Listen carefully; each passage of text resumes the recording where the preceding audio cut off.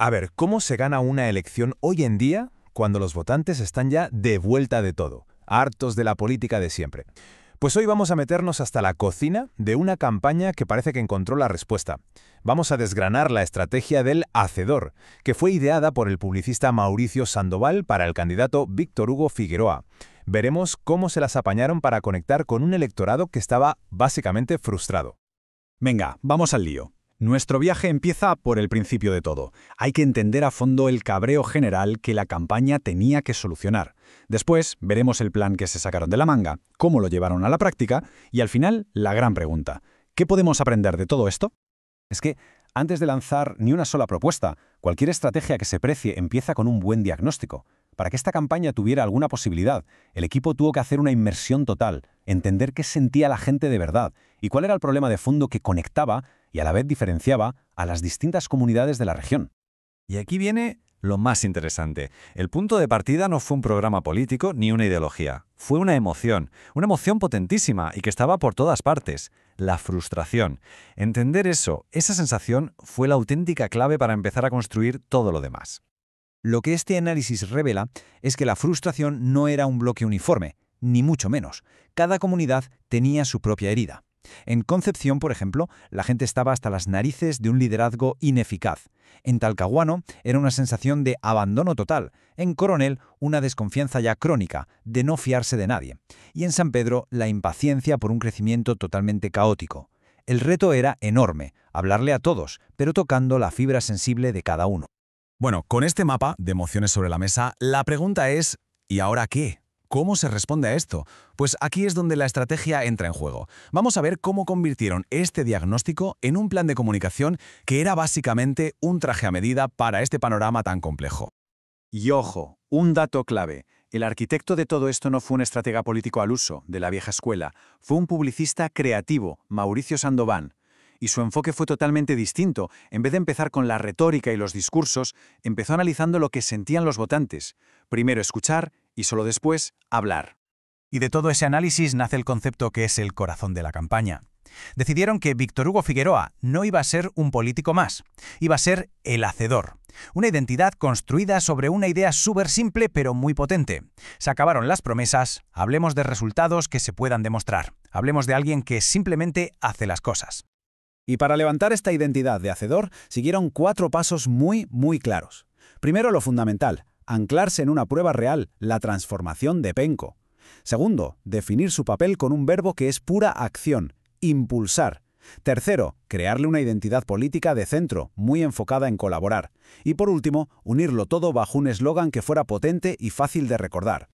Y todo se resume en este eslogan, que es mucho más que una frase bonita, ¿eh? Es la misión de la campaña. Negro sobre blanco. Conecta un éxito del pasado, que todo el mundo podía ver en Penco, con una promesa de acción para el futuro de toda la región. Así, la promesa deja de estar en el aire y se convierte en un plan tangible. Vale, ya tenemos el plan maestro. Pero la genialidad, como casi siempre, está en los detalles. Ahora vamos a ver cómo este mensaje del hacedor se fue adaptando, personalizando, para hablarle directamente al dolor específico de cada comunidad. Empezamos por Concepción. Aquí, como dijimos, el sentimiento principal era la frustración. La gente estaba quemadísima con un liderazgo que consideraban ineficaz, sobre todo en 2 temas que les amargaban el día a día: la seguridad y un tráfico que era un infierno. La respuesta de la campaña fue un contraste directo y brutal. Frente a ese dolor de las promesas vacías, ofrecieron un mensaje de gestión real.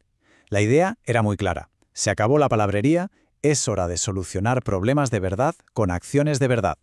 Y este mensaje, lo hice en Penco y lo haré por ti, es que lo clava, lo resume todo, hace que la promesa sea algo personal y sobre todo tangible.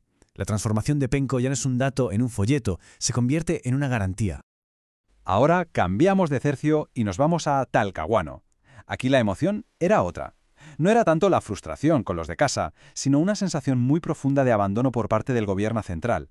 Sentían que allí en la capital no se acordaba de ellos nadie.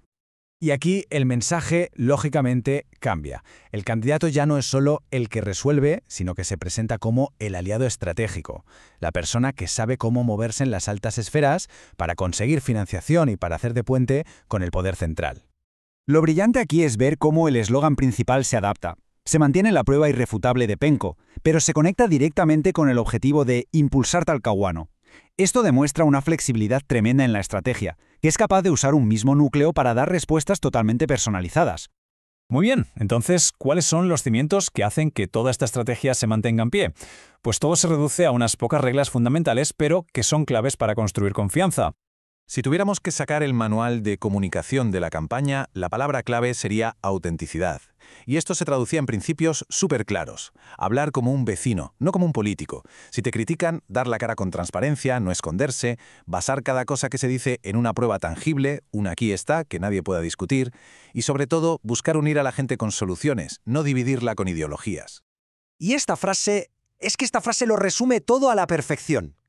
Es la esencia de la estrategia, posicionar al candidato por encima de la polarización política y centrarlo todo, absolutamente todo, en el trabajo y en los resultados para la región. Claro, este caso de estudio nos deja una pregunta bastante gorda sobre la mesa, una pregunta sobre el futuro de la comunicación política. ¿Es este modelo, tan específico, tan basado en las emociones de los votantes, el nuevo manual para ganar elecciones en un mundo que está agotado de la política de siempre? Ahí queda eso.